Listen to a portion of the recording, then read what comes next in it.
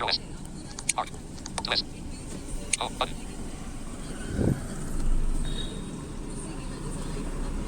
नमस्ते recording club, मैं RC Sandeep हाजिर हूँ आज the story of recording club part 324 लेकर के। और वैसे 4 सितंबर यानी कल रात को ही मुझे ये रिकॉर्ड करना था, लेकिन आज 5 सितंबर की सुबह सुबह रिकॉर्ड कर रहा हूँ प्रोग्राम, क्योंकि इन दिनों कन्वेंशन का वर्कलोड है। फॉर्म की एंट्रीज़ और सारे फॉर्म्स को टैली करने में सारा वक्त चला जाता है, क्योंकि एक भी चीज़ छूटना थोड़ा आगे चल कर के परेशानी का सबब बन सकता है। और आप लोगों का उत्साह भी बड़ा भरपूर मिला है। मैं बात कर रहा हूँ पूरी कन्वेंशन की, इस वजह से माफ़ कीजिएगा सुबह सुबह रिकॉर्ड कर रहा हूँ। अगर ये टाइम सूट करेगा मुझे तो मैं सुबह सुबह रिकॉर्ड कर दिया करूँगा, अदरवाइज़ तो रात वाला टाइम तो घर है ही है। बहरहाल, अगर आज शाम को रिकॉर्ड हुआ तब भी विश करूँगा, और अभी सुबह सुबह रिकॉर्ड कर रहा हूँ तब भी विश कर रहा हूँ। शिक्षक दिवस की आप सभी को हार्दिक शुभकामनाएं। डॉक्टर राधाकृष्णन, सर्वपल्ली डॉक्टर राधाकृष्णन की जयंती भी मुबारक हो। हमारे पहले उपराष्ट्रपति और दूसरे राष्ट्रपति, महान शिक्षाविद, जिन्होंने वो कुछ भी रहे, कुछ भी बने, किसी भी पद पर गए, लेकिन अपने आप को शिक्षक कहलवाना ही उचित समझा। और ये बात हम सबको नहीं भूलनी चाहिए।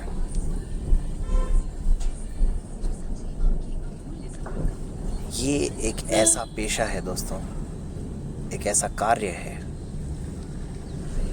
जो कहीं भी, किसी भी स्थान पर, किसी भी जॉब में फिट बैठ सकता है। मसलन 2 लोग बैठ करके बात कर रहे हैं, एक सिखा रहा है, दूसरा सुन रहा है। 2 लोग फ़ोन पर बात कर रहे हैं, एक बता रहा है, दूसरा सीख रहा है। तो कहीं ना कहीं ये शिक्षण देने का कार्य है, और जो शिक्षण दे, जो कुछ सिखाए, वही गुरु है। वैसे एक आकाशवाणी पर एक बार जब मेरी वार्ता हुई थी तो मैंने उसमें कहा था ये बात कि आमतौर पर हमारे यहाँ पहली गुरु माता को माना जाता है, लेकिन अगर हम परिवार से बाहर निकलें तो कौन, क्या, कब, कहाँ, कैसे, ये जितने भी शब्द हैं ना, ये सब हमारे गुरु हैं। क्योंकि जब तक आप कुछ, इनका मर्म क्या है, इनका मतलब क्या है, इनके मायने क्या हैं, कि जब तक आप कुछ पूछेंगे नहीं तब तक कोई जवाब मिलेगा नहीं, और कोई जवाब मिलेगा नहीं तो फिर आप कुछ सीखेंगे नहीं। इसलिए शिक्षक बहुत ही पवित्र काम है, बहुत ही महान काम है। खैर, शिक्षक की महिमा पर मैं आऊँगा बाद में। फिलहाल कल के कार्यक्रम पर बात करते हैं। लगभग 125 साथी कल की स्टोरी को सुन चुके हैं। धन्यवाद आप सबका। मई में कुलवंत की स्टोरी के बाद इतने सारे साथियों ने पहली बार इस कहानी को सुना, तो अच्छा है। बीच बीच में अगर इस तरह से प्रोत्साहन मिलता है, उत्साह मिलता है, और कम से कम 12-13 साथियों के वॉइस मैसेजेस भी आए, 2 साथियों के कमेंट्स भी आए यूट्यूब पर। एक तो हमारे रिंकूलाल सोनी जी की जो वाइफ हैं, सविता सोनी जी, जो कि एक तरह से रिकॉर्डिंग क्लब का अभिन्न अंग हैं, रिकॉर्डिंग क्लब के साथ जुड़ी रहती हैं, रिकॉर्डिंग क्लब के हर ऑनलाइन प्रोग्राम को सुनती हैं। उनका कमेंट मिला, फिर उन्होंने हमराही कार्यक्रम भी सुना, जो कि शायद उनसे छूट गया था, क्योंकि उन्हीं दिनों में लगभग वो ब्लाइंड फील्ड में जुड़ रही थी। तब तक उनका विवाह भी नहीं हुआ था जब ये कार्यक्रम प्रसारित हुआ था। तो और एक और कमेंट था किसी साथी का, नाम मुझे ठीक से समझ में नहीं आया, शायद इसका था, पता नहीं धीरज घर का था या देखना पड़ेगा। खैर, लेकिन व्हाट्सएप समूह पर हमारे मेन रिकॉर्डिंग क्लब में 9 मैसेजेस आए इस कार्यक्रम से जुड़े हुए, और 3 मैसेजेस अन्य समूहों पर आए। तो पहले जो रिकॉर्डिंग क्लब पर आए उनकी बात कर लेते हैं। भाई भानेराम, शिवजी लाल, रूपचंद, नेमीचंद, धीरज गर्ग, महेंद्र मेहता, अजीत कुमार, आदरणीय प्रहलाद सर और हमारे प्रिय हमारे कोर टीम के सदस्य श्रीमान देवीलाल पागोतिया सर। तो आप सबका अनेक अनेक धन्यवाद। और अन्य समूह में दिनेश चौधरी जी का मैसेज मिला, संगीता सिंह जी जो है यूपी से, उनका मैसेज मिला, जो इंदौर कन्वेंशन में हमारे साथ जुड़ी थी, धन्यवाद मैम। और संजय भाई चावड़ा ये सूरत गुजरात से हैं, इनका भी मैसेज मिला। तो सब ने अपने अपने तरीके से अपनी बात कही। संजय भाई ने अपने बारे में बताया कि वो 30 साल की उम्र में ब्लाइंड हुए और कैसे उन्होंने फिर अपने आप को तैयार किया तमाम चुनौतियों के लिए, तमाम संघर्षों के लिए, तमाम ज़िंदगी की कठिनाइयों से जूझने के लिए। दिनेश जी ने भी प्रतिक्रिया दी और उन्होंने पहले भी सुना, धन्यवाद सबका। संगीता मैम को भी बहुत अच्छा लगा, उन्होंने किसी और का मैसेज सुन करके, और जो बात मैंने कल कही थी वो उन्होंने खुद भी कही कि देखिए, जब आप प्रतिक्रिया देते हैं किसी कार्यक्रम पर, तो कोई कार्यक्रम कोई क्यों सुने, इसके कई पहलू होते हैं। कभी कभी होता है कि टाइटल बहुत ज़्यादा अपीलिंग होता है, बहुत ज़्यादा अट्रैक्टिव होता है। जैसे हमराही के कार्यक्रम जब हम प्रसारित करते थे तो डिस्क्रिप्शन में कुछ ऐसा लिख दिया करते थे जिससे लोगों को लगता था अरे ये क्या बात है भाई, ये कौन सा माजरा, और ये ज़रूरी भी है। ऐसे ही कल जैसे मैंने लिखा, आंसू ज़रूर आए होंगे, कई साथियों ने इस बात की तस्दीक भी की कि आए, जैसे भानी राम ने भी कहा और भी साथियों ने कहा, जो बच्चे हैं वो भी सुनते हैं, अच्छा लगता है। तो संगीता मैम ने भी यही कहा कि भाई किसी और के मैसेज से उनको लगा कि देखें तो सही ज़रा इस कार्यक्रम में है क्या ऐसा। तो इसीलिए the story of recording club को भी कभी कभी सुना जा सकता है और कभी एक साथ वक्त निकाल करके भी सुना जा सकता है। महज 10-15 मिनट की तो होती ही है। खैर, और साथियों की भी प्रतिक्रियाएं मिलेंगी और साथी जैसे जैसे सुनेंगे ऐसी मैं उम्मीद करता हूं। और इसके अलावा प्रहलाद जी ने कहा कि वो शायद ब्लाइंड है या नहीं है। देखिए, हमराही कार्यक्रम में कोई ना कोई दिव्यांग होना ज़रूरी था, इसीलिए हमराही कार्यक्रम शुरू किया गया था। तो सोनाली मैम के साथ भी जब ये हादसा हुआ एसिड अटैक का, तो उसके बाद उनकी भी आंखों की रोशनी चली गई, तो वो ब्लाइंड हैं, निश्चित रूप से ब्लाइंड हैं। बाकी देवीलाल सर ने भी अपने तरीके से अपनी बात रखी और सब ने कुल मिलाकर के प्रतिक्रियाएं दी। तो बहुत बहुत धन्यवाद आप सबका जो आने वाले समय में प्रतिक्रियाएं देंगे।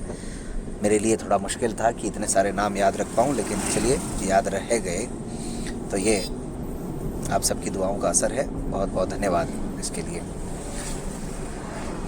तो अभी भी अच्छा, हाँ, मैंने YouTube के लिंक भी शेयर किए थे सब जगह। ये जो सोनाली मैम और चितरंजन तिवारी जी वाला जो कार्यक्रम था,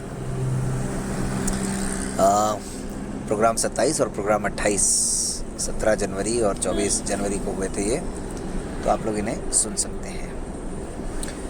खैर, तो कल एक तथ्य मेरे से गलत हो गया था, उसको मैं आज तो नहीं लेकिन फिर कभी ठीक करूँगा। वो था कि लगातार कितने सप्ताह कार्यक्रम प्रसारित किया मैंने 26 सप्ताह कहा था, लेकिन शायद ये संख्या मेरे लिए तो अच्छी बात है, थोड़ी और ज़्यादा है, आप लोगों के लिए मुझे पता नहीं।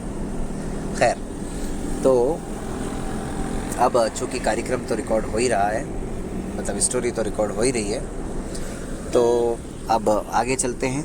दरअसल ये the story of recording club का मतलब ही यही है कि रिकॉर्डिंग क्लब के बनने में क्या क्या कठिनाइयाँ आई, कौन कौन सी परिस्थितियाँ आई, कौन कौन से अलग तरीके अपना करके रिकॉर्डिंग क्लब को आज इस मुकाम तक पहुँचाया गया है, और किन किन साथियों का इसमें योगदान रहा है, और कौन से साथी ऐसे हैं जो अभी हमारे साथ नहीं हैं या जो अभी हमारे साथ हैं, किस किस तरह की मेहनत की गई है, कौन कौन से प्रयास किए जा सकते हैं किसी संगठन को जीवंतता प्रदान करने के लिए,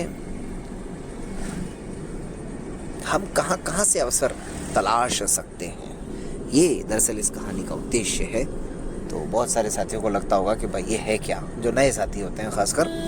बहरहाल, जो 40-50 साथी सुनते हैं रेगुलरली, उन्हें तो सब मालूम ही है, इसलिए उनके लिए ऐसा कुछ भी नहीं।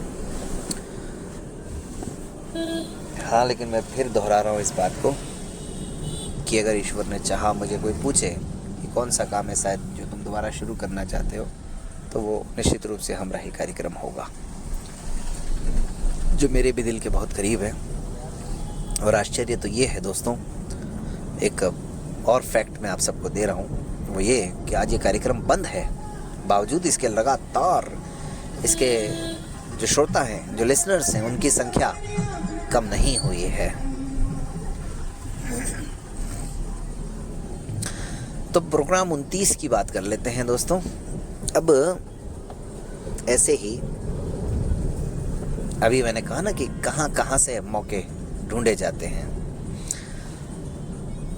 जनवरी 2021 में एक और हमने अनोखा काम किया था, और वो भी संभवतः देश में पहली बार। इस पर तो कभी लंबी चर्चा करेंगे, मतलब इसी कहानी में करेंगे। अभी तो चूंकि हमराही की बात करनी है, इसलिए हमराही पर बात करते हैं। वो था ऑनलाइन ब्रेल रीडिंग कंपटीशन,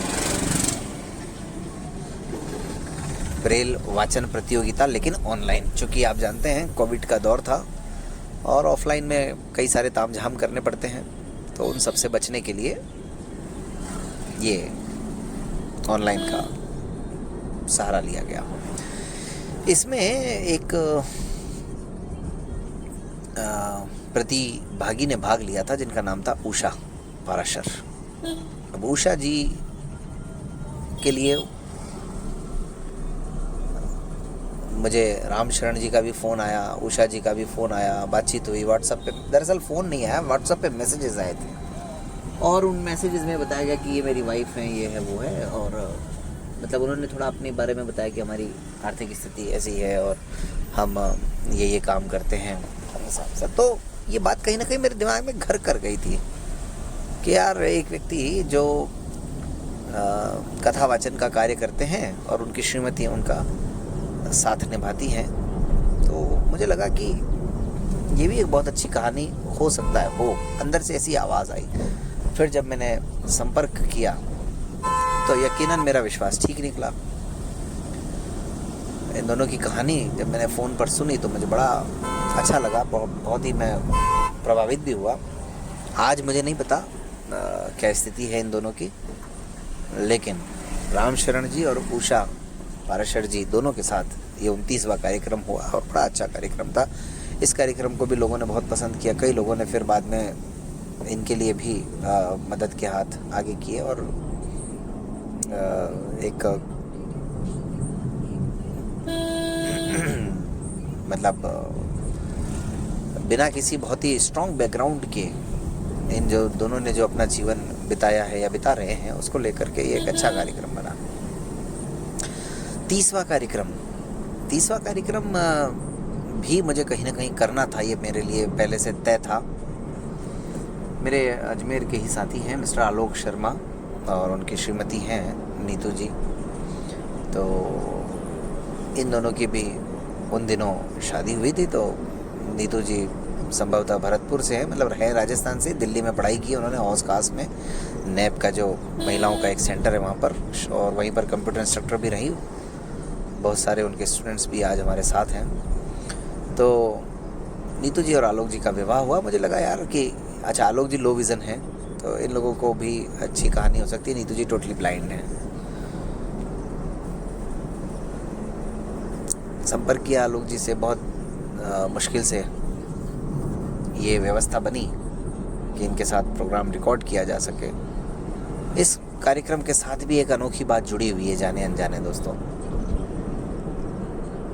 वो ये कि मेरे ख्याल में हमराही के जितने कार्यक्रम रहे हैं, 70-72 जो भी कार्यक्रम हुए हैं अब तक, उनमें सबसे छोटा कार्यक्रम समय की दृष्टि से ये वाला था। और कई लोगों ने मुझे ये भी कहा कि इतना मज़ा नहीं आया इस कार्यक्रम में। तो सबका अलग अलग टेस्ट हो सकता है, अलग अलग पसंद नापसंद हो सकती है, कुछ मेरी भी कमियां हो सकती हैं। और जब इस कहानी को आप ध्यान से सुनेंगे तो भविष्य में बताऊंगा कि मेरी भी कमज़ोरियों पे, कमियों पर लोगों ने मेरा ध्यान आकर्षित कराया। लेकिन मुझे हालांकि वो बहुत ज़्यादा समझ में नहीं आई कमियां या जो बताई, लेकिन उन पे चर्चा ज़रूर की जाएगी। बहरहाल, तो 30वां कार्यक्रम आलोक जी और नीतू जी के साथ रहा, जो कि महज 39 मिनट का कार्यक्रम था। इनसे छोटा मुझे याद नहीं आ रहा कोई और कार्यक्रम अगर हुआ तो वो भी पता चल जाएगा, धीरे धीरे आई जाएगी बात यहाँ पर सामने। लेकिन इन 30 कार्यक्रमों में से तो सबसे छोटा खैर है ही है, नो डाउट। और पहली बार किसी कार्यक्रम पर थोड़ा सा ये लगा कि ये कार्यक्रम कैसे रिकॉर्ड हो गया। तो ठीक है, लोगों की जो भी राय है वो सराखों पर। तो आज तो भाई फिर से मैं बता दूं, शिक्षक दिवस है, तो सब जगह टीचर्स डे पर जो प्रोग्राम होते हैं वो हो ही रहे हैं, होंगे आगे भी। मैं भी स्कूल जा ही रहा हूँ, मेरे स्कूल में भी कार्यक्रम है आज। हमारे यहाँ हमने वही परंपरा रखी है कि जो हमने हमारे अंध विद्यालय में देखी थी, सीखी थी, कि 4 पीरियड तो बच्चे पढ़ाएंगे और 4 पीरियड कार्यक्रम करेंगे हम लोग। 11th-12th के बच्चे पढ़ाएंगे, 1ली से 10वीं तक के बच्चों को। तो खैर चलिए, फिर कुछ याद आता है तो शाम को और चर्चा करेंगे। और आप सब ने कहानी को सुना, उसके लिए बहुत बहुत धन्यवाद आपका। प्रयास अच्छा लगे तो चैनल को सब्सक्राइब करें, वीडियो को लाइक करें, और कोई भी कार्यक्रम जो भी आपके दिल के करीब हो उसको अपने दोस्तों के साथ शेयर ज़रूर करें। धन्यवाद। Back button. Save button.